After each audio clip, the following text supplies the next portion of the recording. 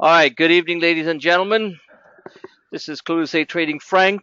It's approximately 8:06 p.m. on time for a free webinar for all members.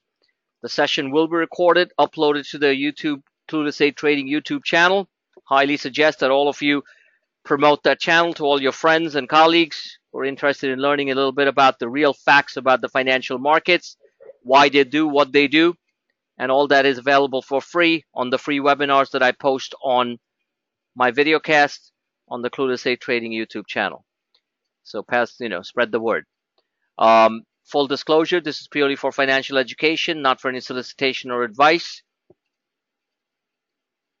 And like I said, today is the 20th of February, 2018, coming into the end of probably one of the most volatile months that the markets have seen in 50 years. And we shall begin. So let's just go back.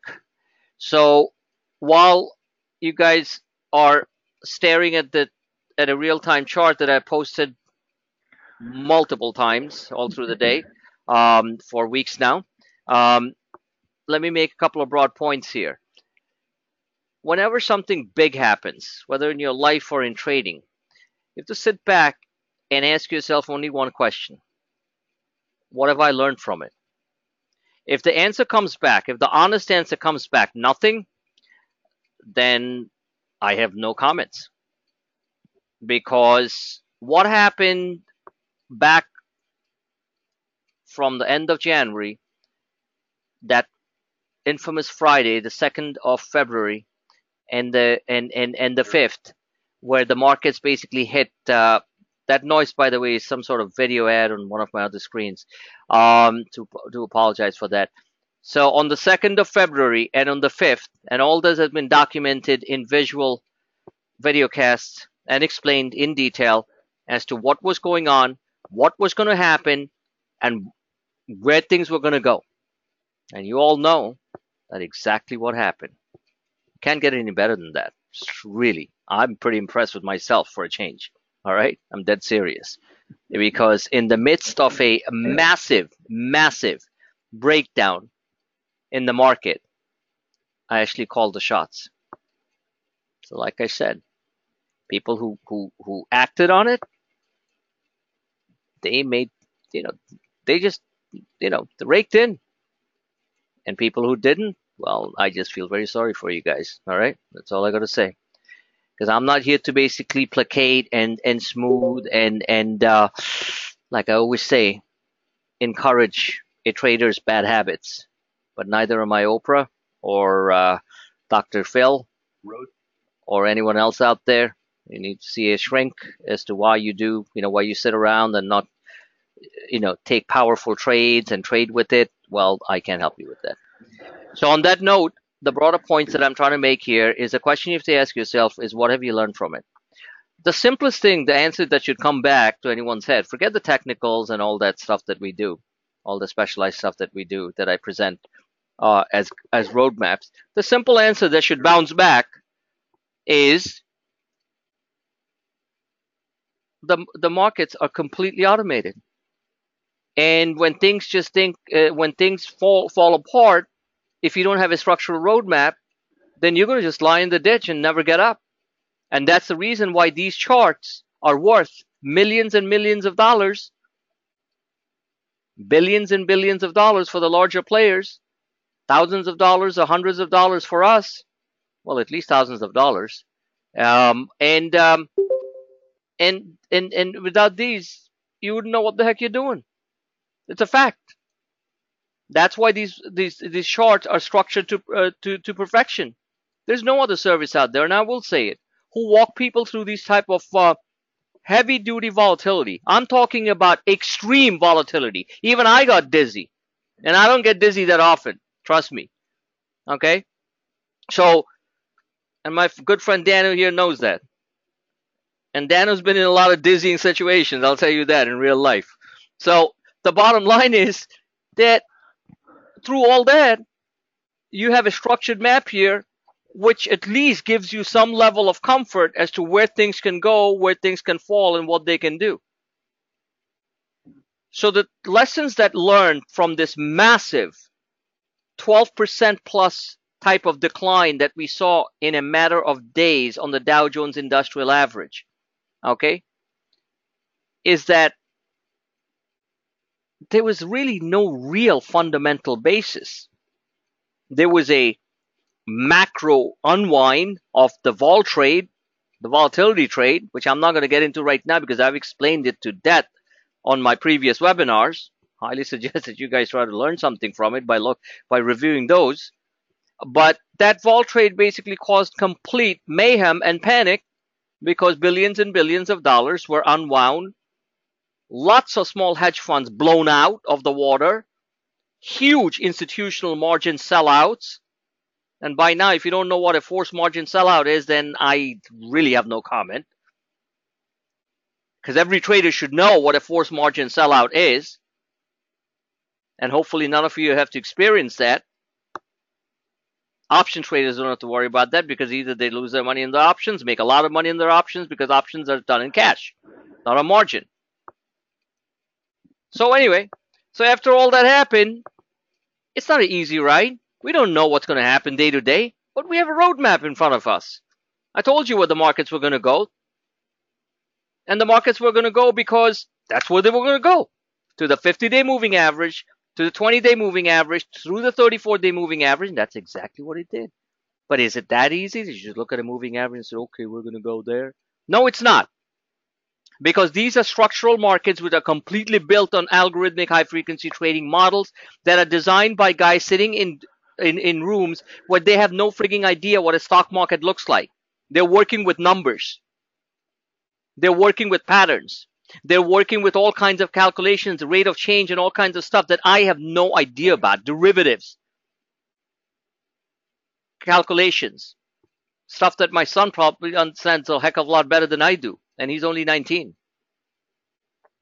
So bottom line is that markets being so algorithmic and so robotic, my charts hit the nail on the head almost every single time. Not because I have some sort of crystal ball. Yes, I have a deep understanding of the markets. You guys know that. And what the consequence and results might be, while you guys think, oh, news is bad news, it's going to be bad. Well, it's not. Because there are different layers of interpretation on the news. Just the way on Valentine's Day, when the markets were falling apart, and I looked at the subcomponents of the inflation data, and I posted it several times, and I looked at the fact that the rent component and the auto insurance component went higher, that propelled and of course other components were a little bit higher, but those were the main two culprits, which moved the inflation data, CPI data higher, and the markets had dropped 220 points. And I said, the markets are going to bounce. The Dow Jones Industrial Average is going to go to green. It didn't only even go green. It went up frigging 420 points or more from the bottom. And it was a huge day. So that type of stuff, you don't get in other services. I don't care what people tell me. And I'm sure there's a lot of smart traders out there.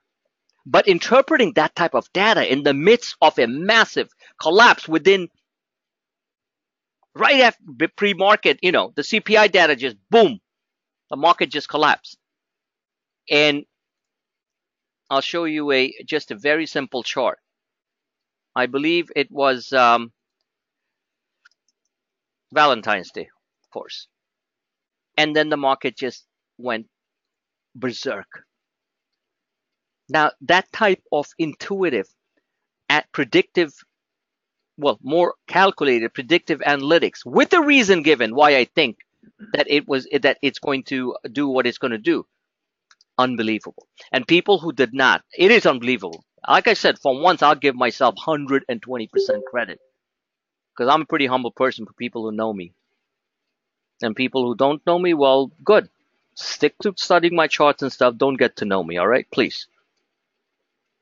Because I might not be that interested in knowing you either. I'm just here to help you make some money. So bottom line is that I looked at it and I said, oh my Lord, I called that? And I was right. And that type of stuff in some 70th floor of the Goldman Sachs building some econ analyst probably looked at the same thing and said, you know what? This is not a permanent thing. This is something that, yes, boosts inflationary pressures higher short term, but it's not a permanent thing.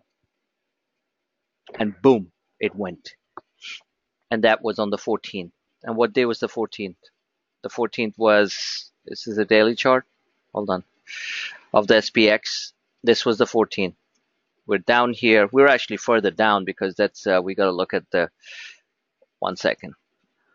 The S&P chart does not, it doesn't show you what happened pre-market. 1 second.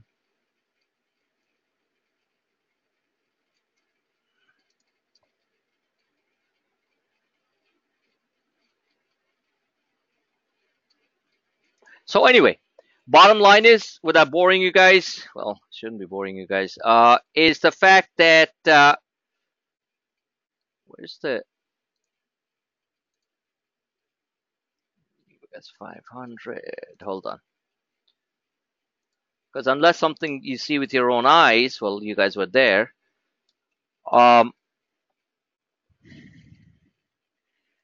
keeps on giving me the S&P 500. Okay, that's fine.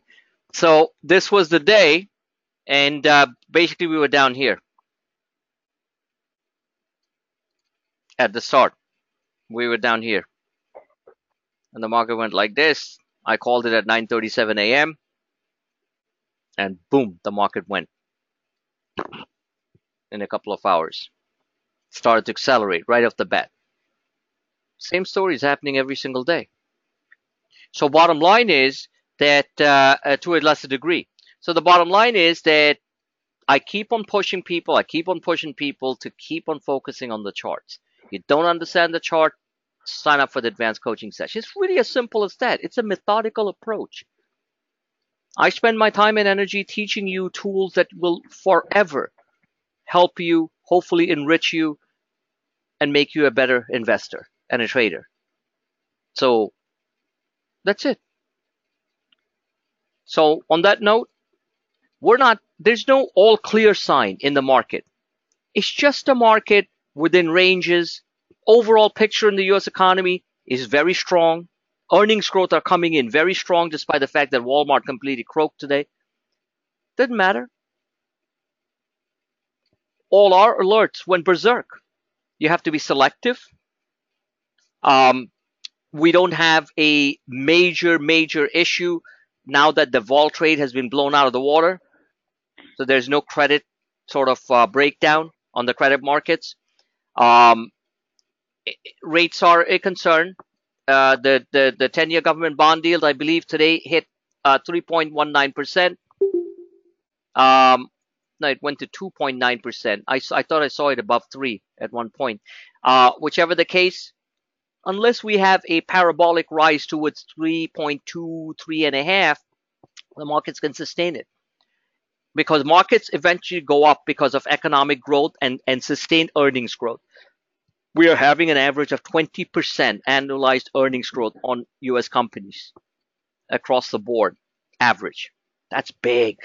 I don't know that's what year we saw that type of number. And certain companies, especially the tech companies, are just going bonkers. That's the power of US corporations. Okay?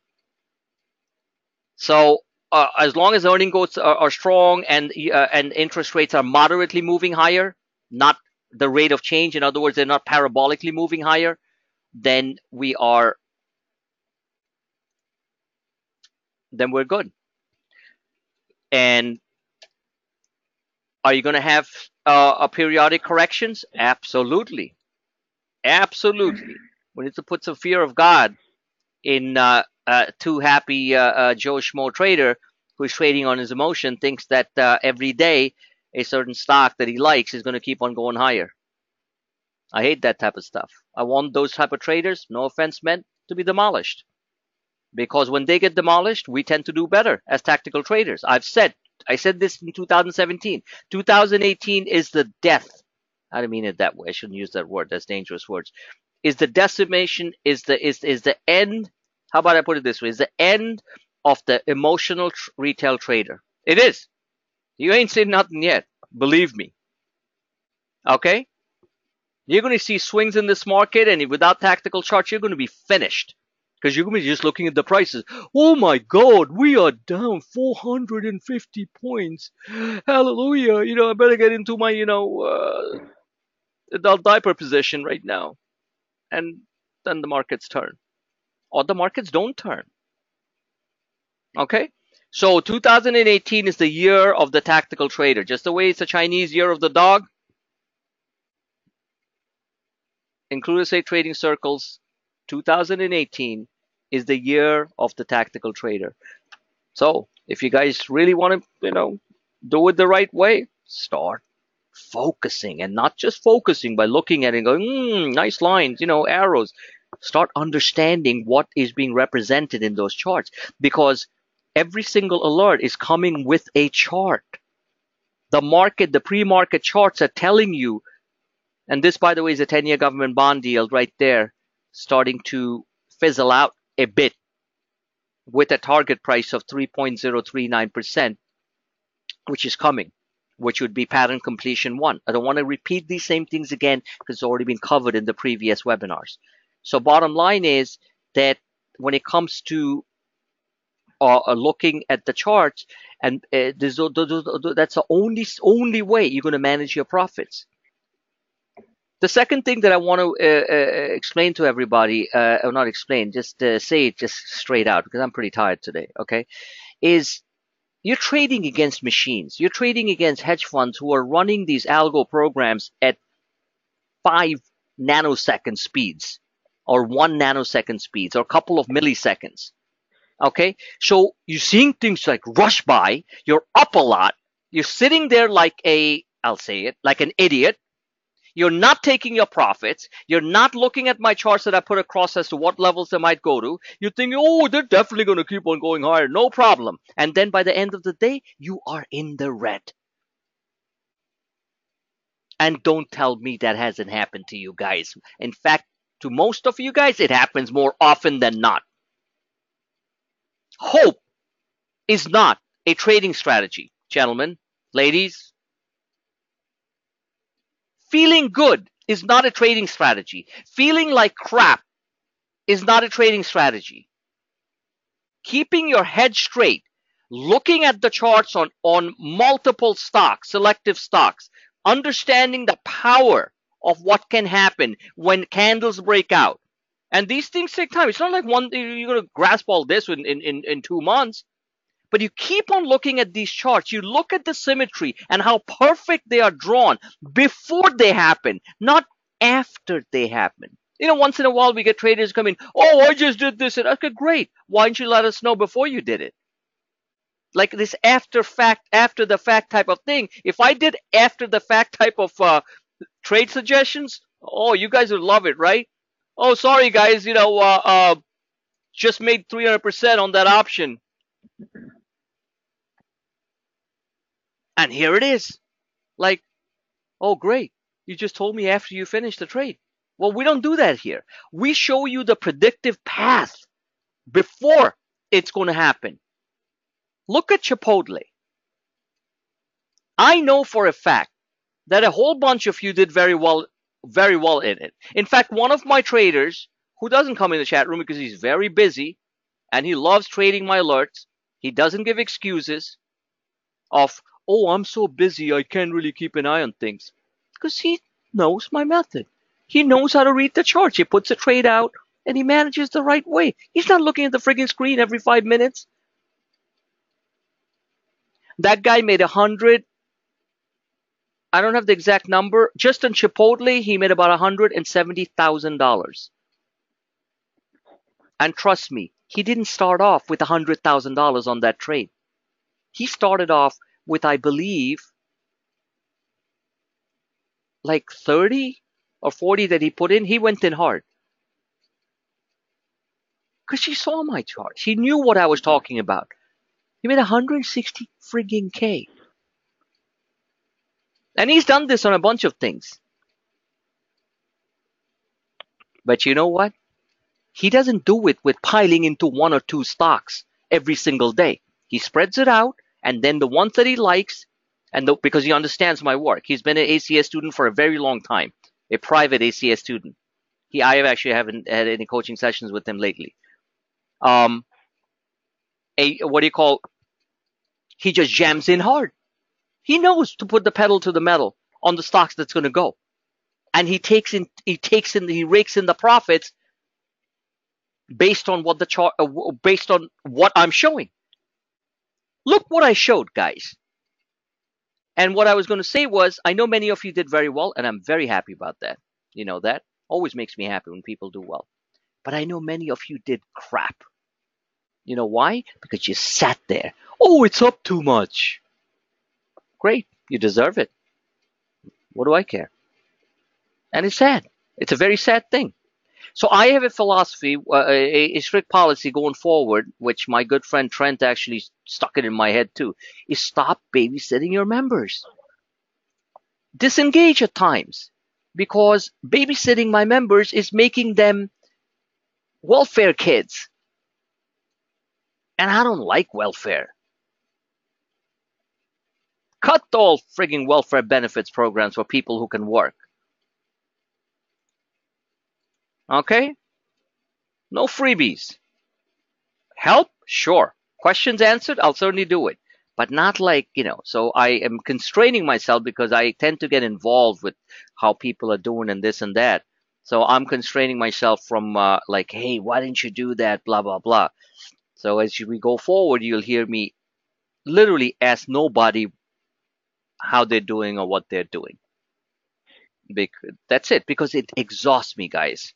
Like good old Trent said, let me focus on delivering the finest products in the world, the finest type of trades, instead of having to worry about whether I want to be the next Dr. Phil and have the next intervention with the next lazy, excuse-giving member. And I think it makes a lot of sense. So look at this. There were two gap fills here. Sorry about this thing. There were two gap fills here. Both of them got filled for now. Does that mean the stock is completely it's not going to go up anymore? Looking at the pattern symmetry here, who can answer me where full pattern completion is for Chipotle? And I need an answer, and I don't have all night. Where is the full pattern completion? It's so easy to see that I'm actually shocked at myself for asking that question, but I'd like a response. Where is the full pattern completion on this stage of Chipotle's move?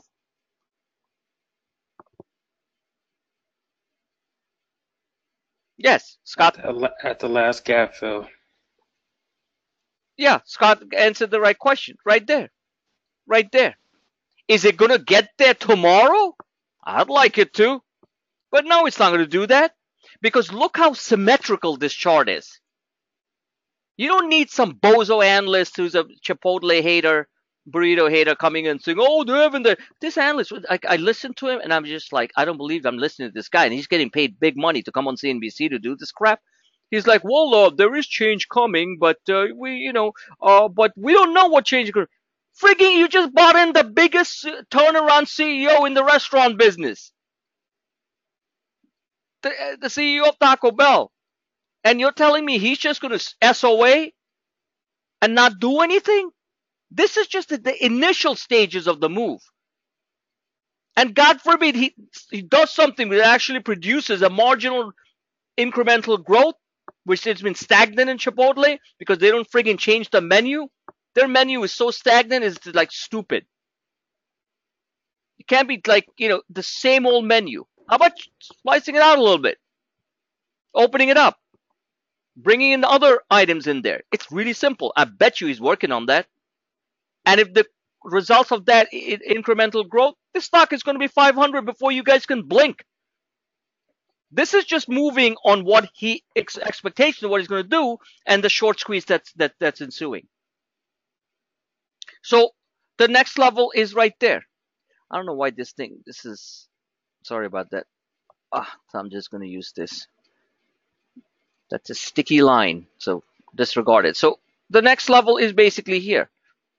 Now, before it does that, is it possible that it comes and retests this? Look, this is a downtrend line. A child can see that. And that downtrend line is somewhere around 310, 311. So if this stock goes to 310, 311, is it time to basically just go, oh my God, it's over? No, it's a tactical move. If it breaks below the downtrend line, that's a different story. That means it's going to come back and retest 300 again. Now, a lot of the interpretations are difficult for many to see. I understand that. So I do the interpretation and put it out there with my comments, and you decide how you perceive it. Because at this point, this move here could very well be replicated for all I know. Now, I will be using that as an opportunity to buy in harder and wait for the first pattern completion, which is in the 330 level, which is a minor gap. And this is the big one. Because one way or the other, it's going to get up there. Now, if things go wrong and it falls back into the first gap, well, I'll go short the crap out of the burrito. What do I care? As a trader, don't fall in love with things. Don't marry these things. Don't marry any stock. You rent them to make yourself money, long or short. I said that to some guy in stock twits because he was like being another idiot, like doesn't understand anything about the chart. I was being nice to him and stuff. So I said, by the way, we rent stocks. We don't buy them. He goes, yeah, maybe I'll go rent an Uber. So I asked him very politely, are you an Uber driver? I said, if you're an Uber driver, and by the way, you're now being an obnoxious thing, block, get him out of there.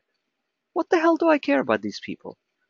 That's the kind of garbage that you get, and that's the kind of garbage, if you mingle with, is what you become. You become who you mingle with. So, saying all that is, that's where we are. So this chart is pretty, there's a strong force behind it. There was some selling today, right there.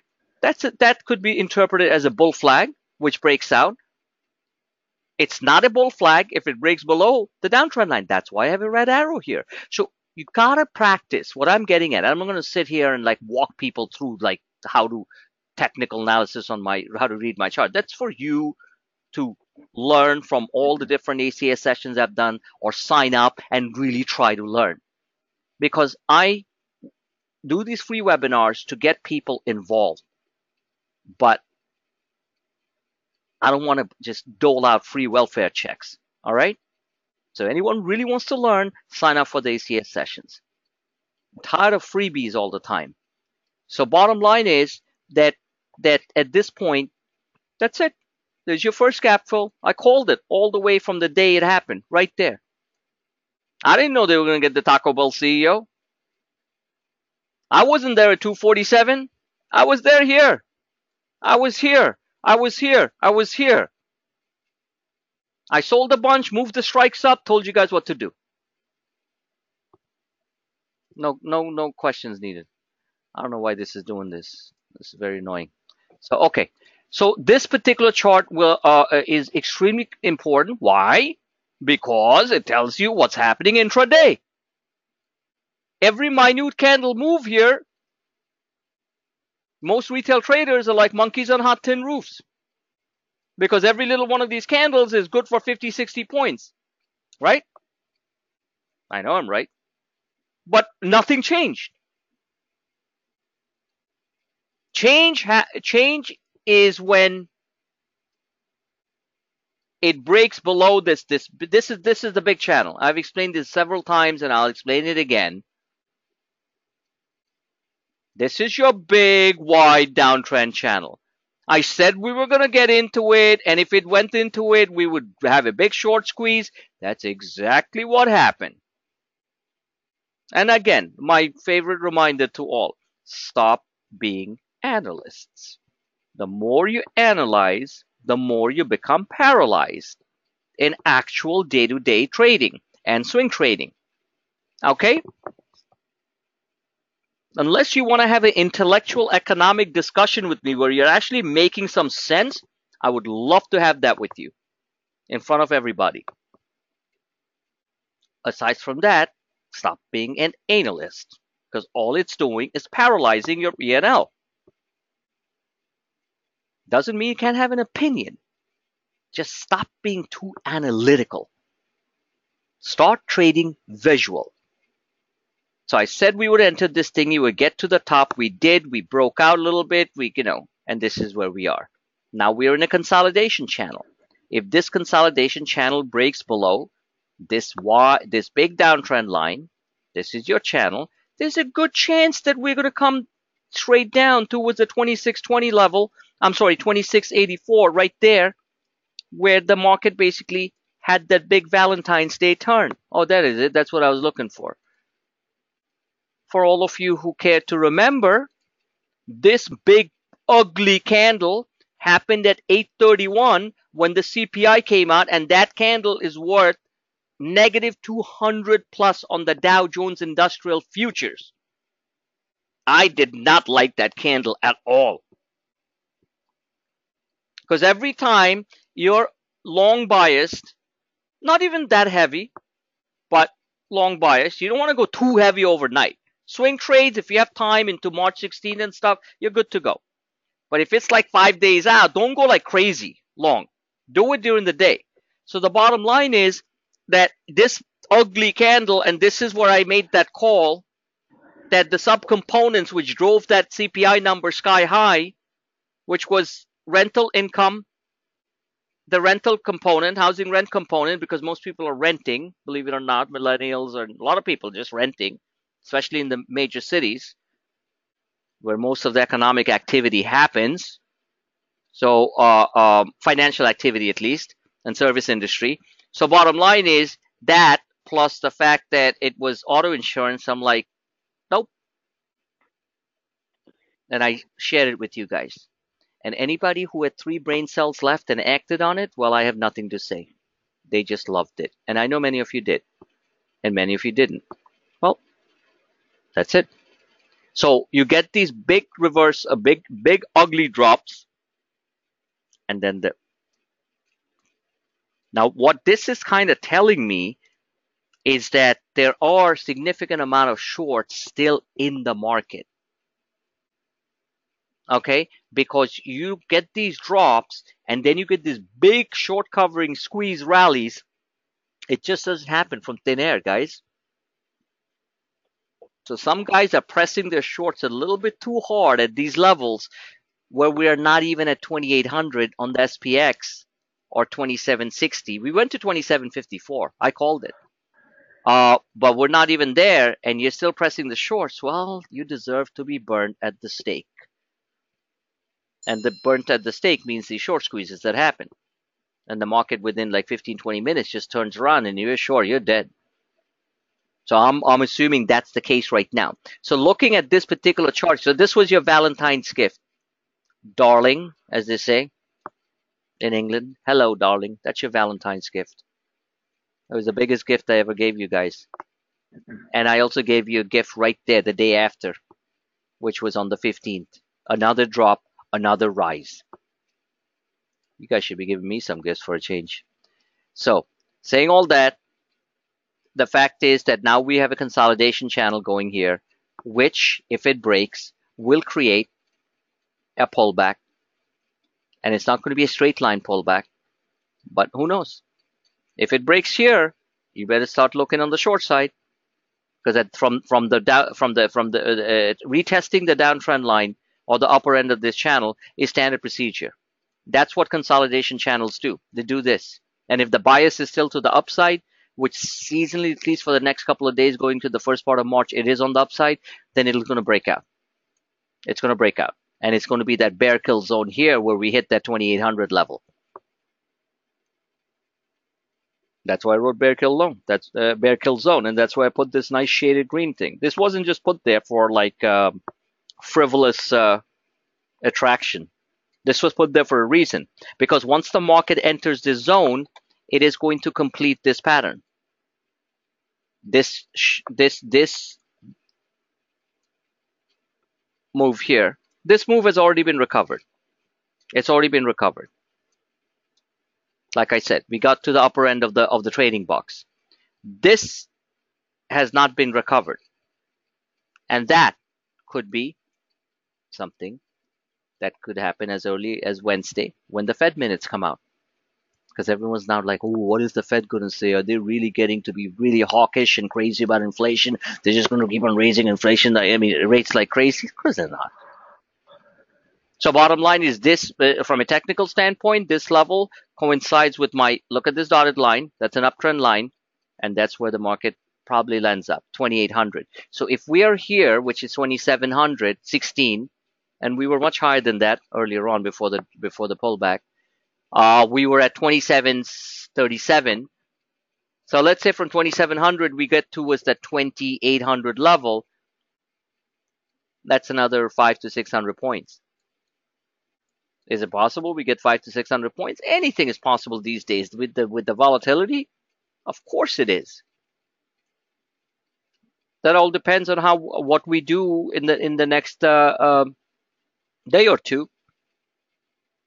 Now, I'm not saying this is going to happen this week. I'm saying this could possibly be the upper end of the move before the market decides to crawl back down again. And I think I'm going to be right. So while some retail traders are getting all happy up here, I would be a net seller because that would be a major pattern completion. This level here, because the highest was 2879. So going back into, I would say going into the 2835 level right here would be enough. Slow down, kids. I'd probably be short bias at this point. And you can see that through the charts. This was your downtrend line, the market, the uptrend line. And that uptrend line coincides around 2840, which is roughly around 2844 on the S&P 500. And I think that would be max move. However, I could be dead wrong, and it probably will be, because there's a lot of stuff going on which are conducive to a higher market. Read the articles that I post. So regardless of the bears growling and the retail traders, oh, this can't happen, market's moving too fast, too quick, and all that garbage that you keep on hearing, the market has a mind of its own. Read that article. Can somebody tell me how much money left the market in panic on the 2nd and the 5th, roughly, from retail accounts, mutual funds and stuff? Take a guess. Come on, guys, take a guess. Okay. Trillion. No, market lost trillion, dude. Market lost trillions, like 2 trillion or something. About $24 billion. That's a lot of money. And during the January surge, when people started to get excited, like, okay, look at January, it's going. You know how much money went into the market from mom and pop, who finally started to feel the good vibes, even though their 401k has been frigging going up for years, and they hadn't put a single dollar in stocks? They finally started to put money in stocks. Oh, maybe I'm going to buy some Facebook. So, or Apple, which is the most widely held stock ever. How much money do you think went into the market on the onset of that big surge in January? What was take a guess. I said 20 billion went out.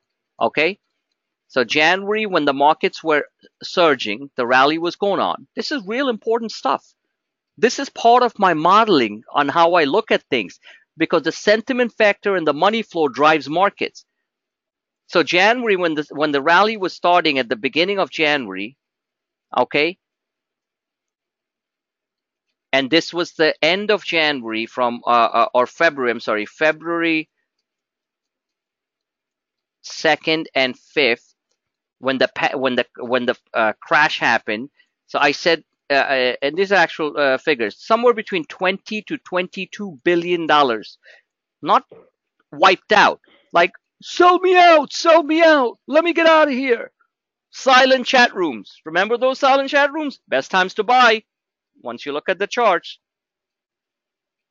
20 to 20 billion dollars just went boom out. I'm never gonna buy the market. This is crazy. This is not for us. Yeah, okay, great. Why don't you just move to Moscow and live with Putin? Okay? The guy who's laughing his butt out on everything that's going on here. I always told you he was a scumbag. So, on a different note, 20 to 22 billion just rushed out. That's a lot of money. No wonder the market kept on selling off every time it rallied, because there was forced margin sellouts. Mom and pop just like, I don't want to buy a stock ever. I don't believe in U.S. companies. Okay, great. Go live in Siberia or North Korea. There's a lot of great countries to live on. Go ahead. Just sell your stocks and run. At the time, still asking that question, 20 to 22 billion went out in a matter of days in that monumental crash where the market basically lost 12% roughly. Individual stocks lost a lot more or bounced back, most of them. In January, how much money do you think went in when mom and pop started to get excited? Take a guess.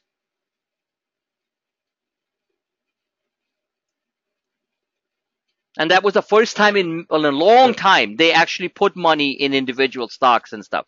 Go ahead. 30 billion. No, just the opposite. This is a trick question, okay?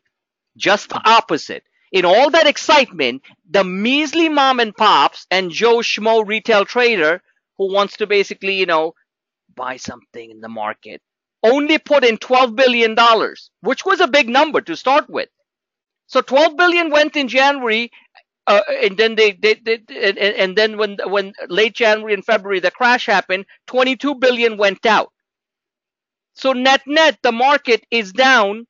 I mean, the outflow is basically 12 billion went in, 22 billion went out. That means it's a negative 10 billion that actually went out just between January and February. Do you understand the simple math?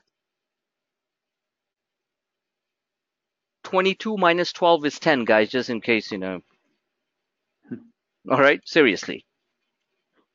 This is a pathetic state of affairs, and I love it. Nobody's excited. No wonder the machines go to work, the corporate buybacks, the biggest buyers of stocks right after the crash. Where? Who was that? Go ahead. Somebody answer. Who were the biggest buyers of stock? Aside from clueless day trading, just kidding. But who were the biggest buyers of stock? Institutional. Institutional what? Who? The own companies. Corporate buybacks. Corporate buybacks. Yeah. Corporations know the value of the stock better than you, me, and everybody else. Apple turned on the spigots. The bang, bang, bang. What do you think Apple went up like that? Because iPhone started to work better? That they're not having some production delays? Of course they're having production delays on iPhone. Apple's due for another big fall. Believe me, it's coming. But their overall numbers are great, so it's good. Corporate buybacks, gentlemen. You guys already know the answer. Corporations went on a buying spree of their own stock. And institutional money started to come in. The smart institutional money. That's what we chart in the form of these tactical charts. Okay. I'm just going to scroll through a bunch of charts and move on. Let's just put it this way. And I said this in my previous video, guys. So wake up and smell the coffee. Okay? You get a 12% correction in the market. Don't expect another 12% correction for many months. There's going to be another one probably, but it's very, very seldom do we get 10+% correction in 1 year. So maybe we're done with that big correction that we saw. I said that in my previous video. We'll see if I'm correct or not. I don't know. You do not get a 12% correction in the U.S. stock markets when U.S. economic fundamentals and business-friendly policies are in place. Though the Federal Reserve is friendly to the markets, not going on a rate hike binge. You do not get back-to-back 10, 12% correction. I know that a lot of you don't know about market history, but it doesn't work like that. Will the market move on a sideways consolidation, 200 points down, 100 points down? Of course it will. You see that every day. But those massive type of drops, nope. Can it be another black swan event? Hey, anything can happen. Kim Il-jung, okay, can lose 400 pounds and be a fitness model. Okay, anything can happen. Seriously, whatever. I mean, you seen his wife? She's a beautiful lady. You seen his sister? They're like, size 2, size 4. Like they're fit. The guy probably steals all the food. I mean, the guy loves to eat. What does he care? So my point is anything can happen, but multiple black swans don't normally happen that quickly, back to back. So just keep that in mind on your overall broader view of the markets. Quick charts. This is a daily of the S&P 500. We are certainly hitting resistance here. This is looking pretty okay so far. I've walked you guys through the depths of this move, right? The double bottom thing. So this is still looking like a bull flag, but I am very cautious these days because the finest amount of technical analysis that I do can be wiped out in 5 minutes because Walmart decides to croak on their online sales and lose profits. What a disaster. Down $10. I bought a bunch of those lottos. Even though we made Walmart money just last week. Remember we bought those lottos? 50 cents. They went to $4. They were like $101. They went to 104. And bang, down to 94. Walmart is actually a screaming buy, if you ask me. You scream, you buy. You scream again, you buy. Okay? You look at the charts and you buy. And you scream really loud. And then you'll see the stock go up to probably $96, $97. So this is still looking like a bull flag. But if we break below this downtrend line, and this is I believe, no, I don't need to adjust it. Bottom line is that's why I have an arrow here. And this support needs to hold. So these things, you guys gotta just look at it. You gotta look at your own screen. I don't know how you guys do it. I can't tell you that. But it's real easy to see for me. So far, so good. If we pull back and test this gap again, which I said we would test, we went straight through that, which is around 2682, right? 2682. If it does this, it's not the end of the world. It could be one of those. The first pattern completion is done right here. That's why there's a lovely blue line. And that is at 2764, roughly about 2770 or so on the S&P 500, which in my opinion, but the market should take a pause. So we closed at 2716. We'll go up another 716 to 2770. We're looking at 54 points, right? So 54 times 5, that's the conversion into the Dow Jones. So if we get another 217 points, we are going to land up at first pattern completion right here. Lovely. I have a red arrow here from days ago, right? Didn't just make it up. Because at that point, the market is going to find powerful resistance. And this is just one chart we're looking at. Okay? If it blows above that, you better buy just like a nut because the next level comes into play at 28.25, which we've already discussed.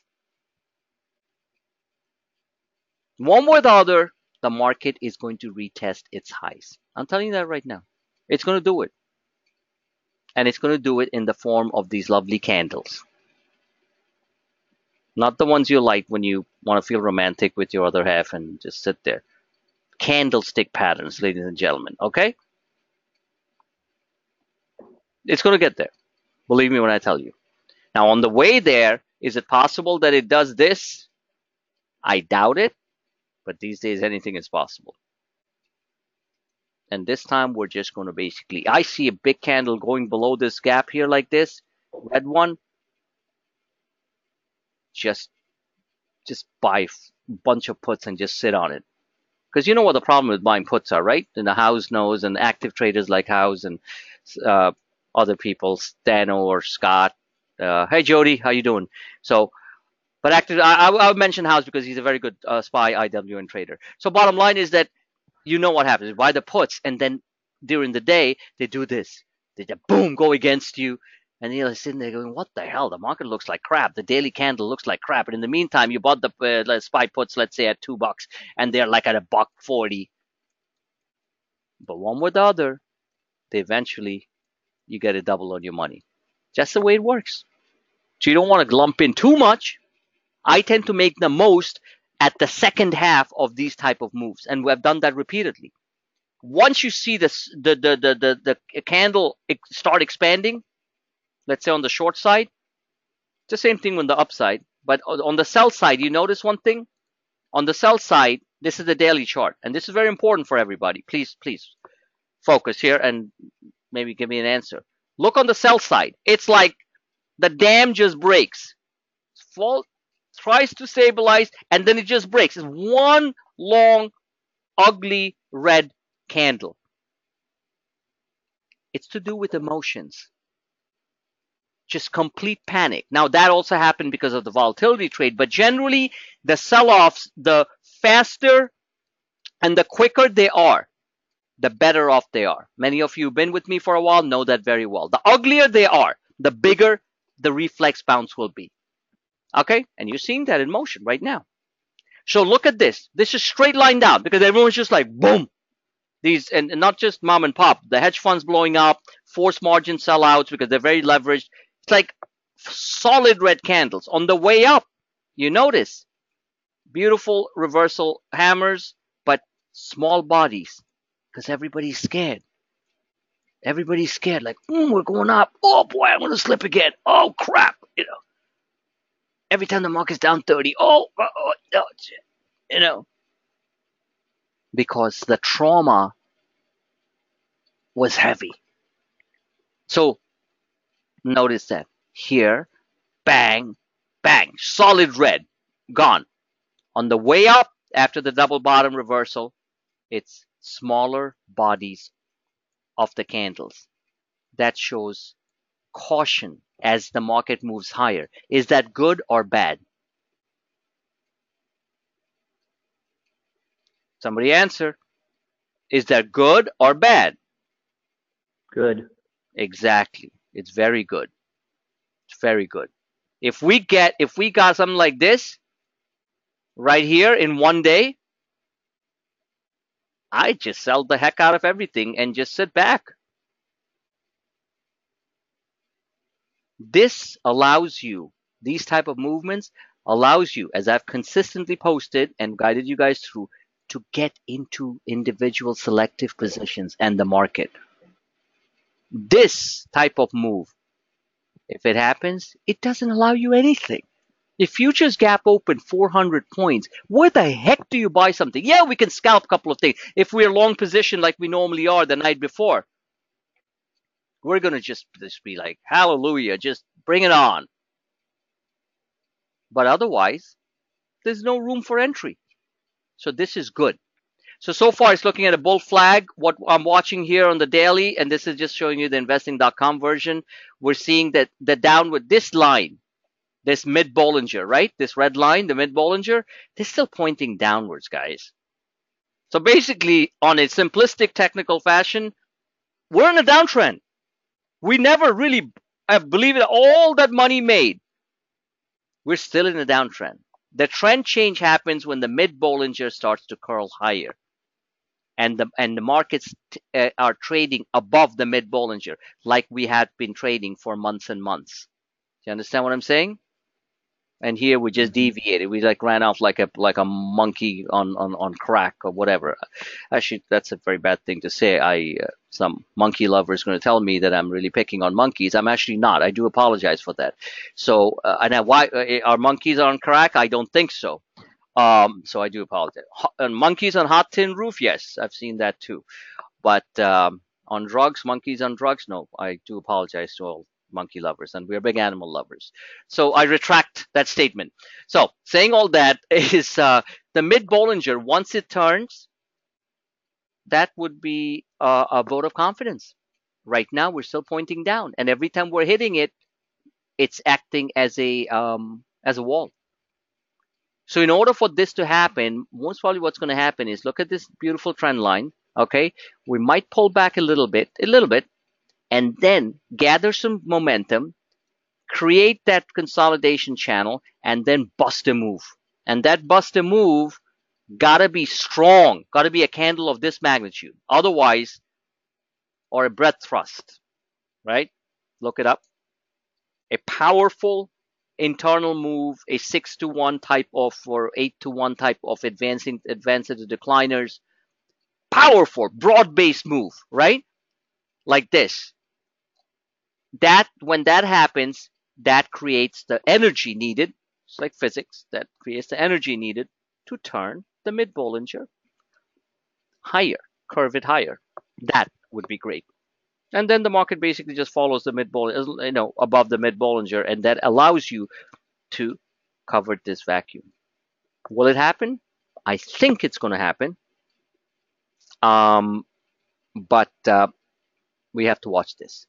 And that is one of the most important things you can watch on your daily charts, whether mid Bollinger, whether it's turning or not. Because on this chart, I don't have the 34, the 50, and all that thing. Nasdaq, what can I say? This is S&P 500. This is the Nasdaq. Not that we trade the Nasdaq futures, which we don't, but it gives you an idea about what's going on with this type of sharp move here is when Apple's going bonkers and somebody not taking profits, and then Apple's down and they're crying. Well, freaking watch the markets. I mean, what do you expect? When you see a sell program coming, you see things depreciating. Boom. Like Amazon's up 43, you see it up like 20, 19. Price line's up like 26. That sell program's going to sell everything in the QQQ basket, right? And it can be started off by Apple, or it can be started off by Google. Google was up, like I mentioned. Google was going to go well past 1100. Google went to 1116, settled at 1103. Nothing changed about the chart, but that sell program pushed it down. Apple hit a high of 174.26. I'll show you the chart, exactly where I said it was going to go. Needs a little room, breathing room. There's no news. I didn't see any news. Did anyone's iPhone blow up tonight? Not mine, thank God. Okay. Somebody's going to come up from China and say, hey, my iPhone blew up. I said, okay, great.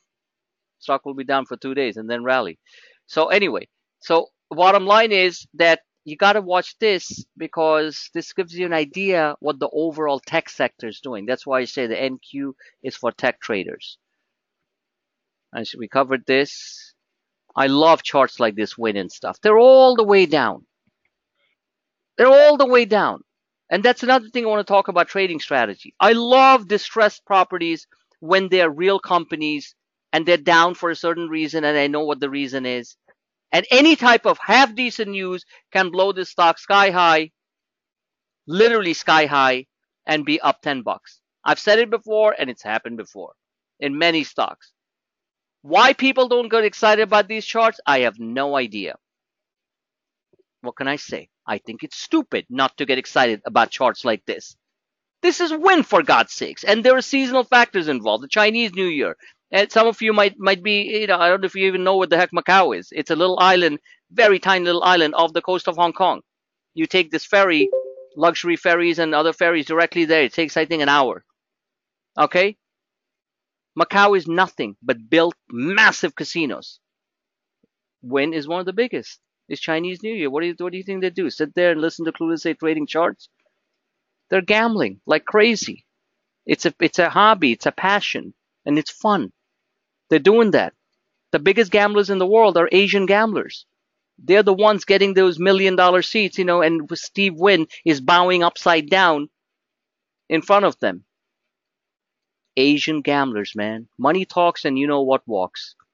There was an Asian gambler lost so much money, they gave him a Rolls Royce a Bentley Continental with his name embossed on the seats. He lost $22 million. He didn't give two hoots about it in 1 week. So they gave him another Bentley. So the guy told him, what are you doing? Why are you giving me all these Bentleys for? Well, we felt like, we wanted to show our gratification. He goes, I'll show you gratification. Give me another table with some real players. And the guy lost another $5 million. That's called money. Okay? And the guy's some big shot businessman. Made his own money, fortune. God bless him. And he got pissed off because they're giving him Bentleys with his handcrafted initials on the seats. He goes, enough is enough. That's Win Macau, gentlemen, in case you didn't know. Twitter, just waiting to bust a move to 35. What's the big deal? The friggin' call's at 26 cents. It's almost laughable how some of these trades are. Square busts a move, and the hedge funds come in and hit it, and then it comes down. Does it change anything? No. It's still, it fell below the channel. It's probably going to come close the gap around 44.35. Great swing trade. Just follow the channel. It fell below the channel, oversold, because this is not a daily. Remember, there's a lot of 1 hour resets that go on every day. Because remember one thing, I repeat again, you're trading against algorithmic high frequency trading programs run by very smart people at hedge funds. And they are not doing analysis paralysis. They're just running the machines. So if you follow my tactical charts, you can scalp all day long or swing trade all week long and not sit there saying, oh, it went up here, so it's definitely going to go up here. Yes, it will. But in the meantime, it's going to take a little detour that's going to put you in the ditch. Seriously. Don't want to take some fat profits? Your P&L's green, depending on the size of the position you have? Like Scott did. He had one of his best days. Our new member, Scott. Well, a returning member. How many times have you returned, Scott? I'm just kidding. So bottom line is that, he returns and he goes back and hangs out with his prison buddies at Sock Twist. I'm just kidding, Scott. I'm just busting your chops. Very nice guy. All right. Yeah, you do that. Okay. You just have a bad habit of hanging out with, moaners and groaners. All right. So bottom line is you're in the right place. And I know you're giving it a best shot. So and next time you leave, I'm blocking you out. You ain't coming back. All right. Just kidding. So saying all that is like Scott did. He took his profits on Chipotle. Smart. I mean, great. And then he came in. I think he bought some as he came back today, and he bought, and that ran. That's the way you got to do it. They don't have to be, okay, it's going to get there. I know it. But if you're up a lot, and the next day, for no reason, the stock's just having a consolidation down 2, your option's going to be like, boom. Like today, Chipotle was a buy all day long because it's the 310 calls, just to give you an example, guys, trading strategy, they were at 5 on Friday. They opened at 370. They kind of did nothing for the first part of the day, right? They went to $2.40. And when it started running, when Chipotle started running, midday, no reason, just doing what it's supposed to do. Where is it? Right there. Started running around, I hate this line coming through, around 11 o'clock. Those $2.40 went to $13.50. So you could have taken profits before, pushed the strikes out, like I said, buy a little bit, you see it running, you jam it a little bit more, and you push sold. Sell it here. What's the big deal? Now, if it gaps open now to $5 tomorrow, because there's some real news coming out, not just technicals, then you might say, oh boy, I should have held on. That's okay. It's okay to take nice profits if you have a substantial position. It's not okay to be a monkey on a hot tin roof making pennies and jumping out of things just because the price is down and the chart is fine. That's why you have to be a chart reader. NVIDIA. Look at NVIDIA. The stock was down and we were buying. Then it went up and it came and tested it. A beautiful double bottom. And what happened the next day? I called it. It just started running. So if it started running and it hits the all-time high, what are you going to do? Sit there and say, oh, it's definitely going to go to 260. I know it's going to go to 260, the way things are moving. But this is a trader's chart. It's a 1 hour chart. You want to take the profits here and here. Then you go back and reevaluate. That's what you're in an urban battle. You don't just charge like a crazy bull and get shot into smithereens by the enemy, which are the algos. So look at, so NVIDIA started running. Today's the 20th, right? Yeah. Started running. And then the hedgies decided that they were going to do a number for no reason. So they just hit it. And now it's back down here. So now you know that this green line here, the 247 level, is your support. So you buy some there. And it's probably going to do the same thing. Hit this upper Bollinger at 251. That's what you got to do. So I was talking about when I talked about that. Baidu. This is a Baidu trading chart, a daily chart. I love it. I called Baidu pre-earnings, went berserk, pulled back the next day, went berserk the following day, higher. This is your daily chart. There's Baidu. Somebody make a really compelling case. This is a really bad chart because I'm going to blow them out of the water. It's not a great chart, but it's a very good chart from a tactical standpoint. You got a V-shaped recovery. You hit the downtrend line. Of course, you're going to get a resistance there. It's creating a small flag. That, in my opinion, is going to get resolved. And I put the numbers down. 252, upper end of this big gap where Baidu fell apart, 260. And I'm not going to get excited at 260 because they're going to hammer the stock at 260 hard. I might go short there. I probably will.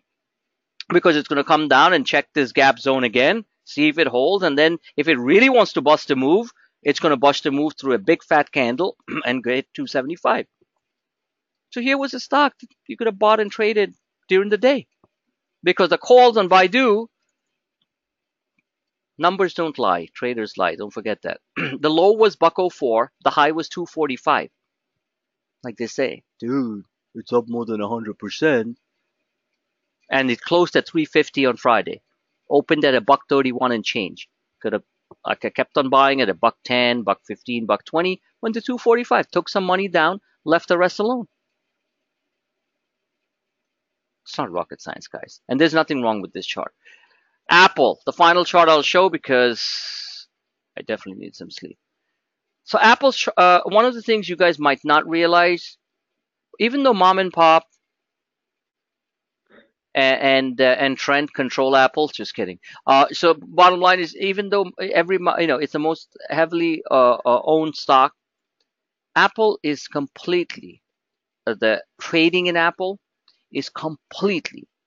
I had an article on that. If I'll dig it out and put it out there, algorithmic, all algos, back and forth, back and forth.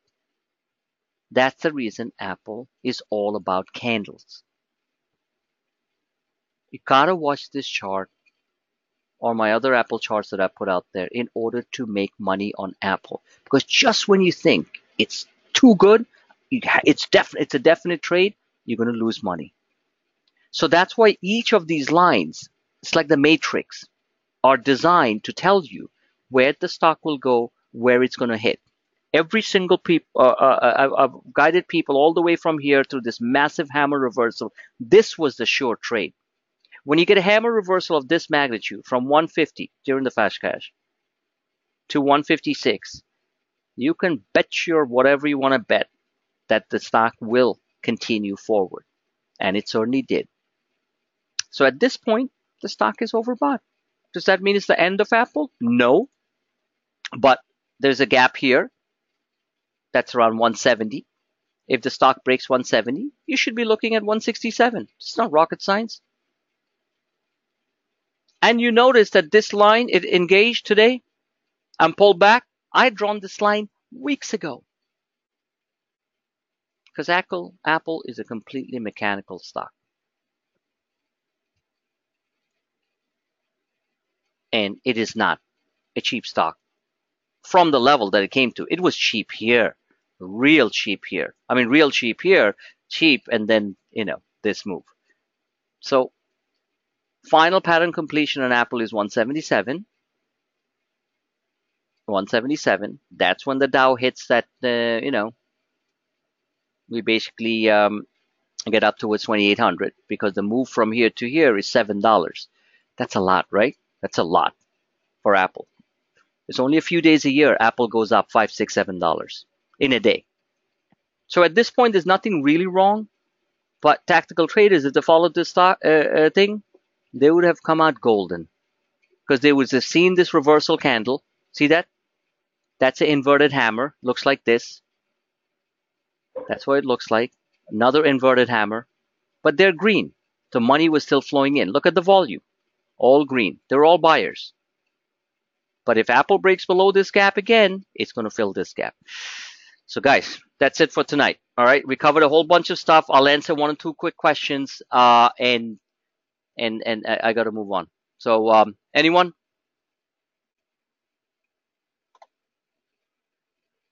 One last thing is one of my favorite swing charts, which is price line. And this is Apple on Thinkorswim.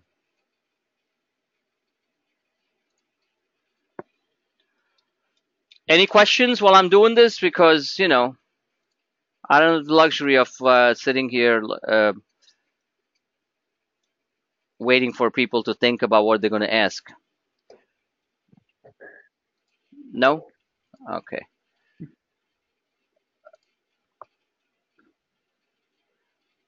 All right, Priceline is very interesting. This is another stock that I always said from my Wall Street days, trades by appointment. Okay? It is a powerful stock. I'm calling it right on the swing side. I have also called it wrong on the intraday side sometimes when it's gone the other way. So I admit that because it's a very powerful stock. So bottom line is at this point, there's a couple of things going on. And I'm going to remove all the lines here and I'm going to lay it out. Earnings are coming out on the 27th. We have no idea which way it's going to go. If TripAdvisor is any indication, then Priceline's numbers are going to be good. If Expedia, which bombed totally, Expedia is Priceline's competitor. So I would like to think that, I've seen that before, that Expedia's loss is Priceline's gain, market share gain. So at this point, a couple of things are going on. The 150-day moving average on the daily is still moving sideways. See that? That we would love to see it start to turn. What I do like, we have a beautiful crossover of the 34 and the 50-day moving average at around the 1855 mark. Right? Right there. That's when the stock was around 1855. Also like the fact that these babies, the 34 and the 50-day moving average, are curving higher. See, both of them? So that's a good sign. We like to see that. Because the stock can move 30, 40 points even when these lines are falling. All right? Look at that. More than that. I mean, like a 100-point type of move. And even though the lines are still are falling, here the lines are rising. Very powerful. Very powerful. Multiple days of consistent buying. 1, 2, 3, 4, 5, 6. 6 days of consistent buying. You can see the green volume bars. This is looking good. The stochastics are not fully overbought. We have a stock here at the 2000 number coming up. Moving averages are good. The 20-day moving average needs to move higher. Also like the fact for traders, okay? For traders. Remember, never marry Priceline. If you do, you shall be thrown out on the street and you wouldn't even know why you married Priceline in the first place. It's a widow maker, okay? You want to trade Priceline on tactical charts. Remember that. So, saying all that, you got this yellow line here. See that? That is your friend. That's the 5-day moving average. The 5-day moving average is making a powerful comeback, V-shaped move. So the stock could be down, just on market things, 30 points, big deal. Keep on looking at this chart, and I'll keep on pointing out Priceline. I don't know what's going to happen over the earnings. Looking at this here, it's all about ranges. A gap fill here at 2042, a gap fill here which we hit today. See that right there? Look at the number 1914. We hit it exactly. There's a gap fill here. That's where we closed at. These things, you can't make things up, okay? 1884, around there. Stock closed at 1896. A couple of $10 and stuff on $1,800 stock means nothing. This is not giving us any pattern thing other than it's starting to look like, if somebody really wants to push it, it's starting to look like a complex head and shoulder. Real complex, okay? Here's your head. Here's your left shoulder, right shoulder. Here's your neckline. The neckline is around 2,000, little less. Let's see. Neckline is 1981. Okay, that's 100 points from here. If it breaks this neckline, price line is going to go to $2,500. You heard it here first. So the daily chart is all about inverted head and shoulders and necklines, okay, with gaps. Let's take a look at price line on the. Let's take a look at. I'll cover Boeing in a second, Jody. Let's take a look at price line on the weekly. This is your chart on price line going back to 2015. Okay, watch.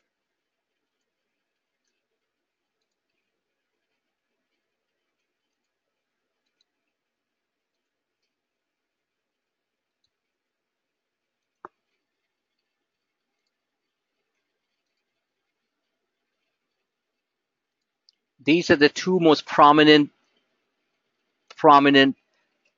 downtrend lines. If price line croaks, it's coming down to 1780. That's 116 points from here. If it really falls apart on earnings, it has a very powerful base right there around 1700, 1687. Here's your trading range on price line, ladies and gentlemen.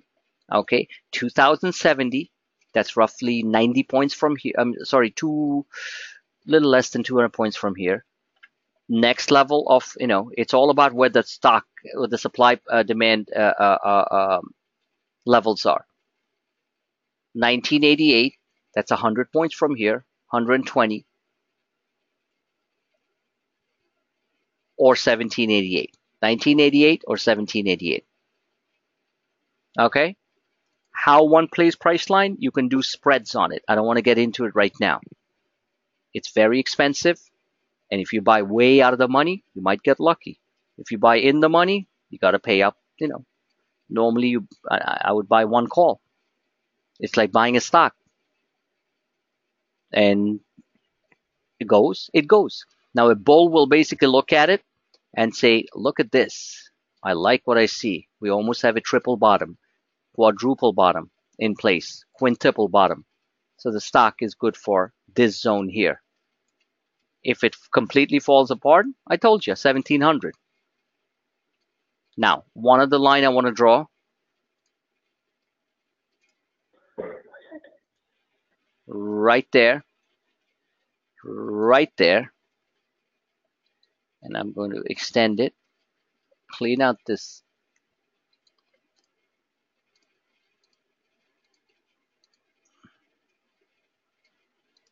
Bingo. That's your uptrend line. The stock attempted to go above the uptrend line, pull back, and anywhere above.